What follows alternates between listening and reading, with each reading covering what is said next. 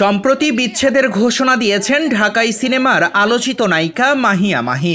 গত শুক্রবার দিবাগত মধ্যরাতে ফেসবুক আইডিতে একটি ভিডিও পোস্ট করে এই ঘোষণা দেন তিনি।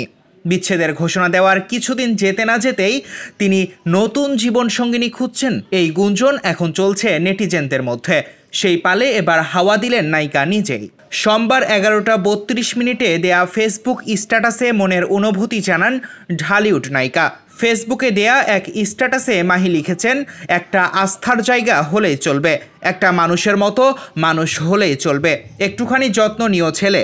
পোস্টটিতে কমেন্ট অপশন বন্ধ রয়েছে, তাই কারো মন্তব্য সেখানে দেখা যায়নি। তবে বন্ধুদের দেয়া দুই একটি কমেন্ট সেখানে দেখা যাচ্ছে। চলচ্চিত্র পরিচালক রিয়াজুল রাজু সেখানে লিখেছেন, পৃথিবীতে সবাই ভালো, সবাই খারাপ, অ্যাডজাস্ট করে চলতে পারাটাই জীবন। যার সাথে যার অ্যাডজাস্ট হয়, দোয়া রইল। Tarek Rahman, desk news, news TV Bangla.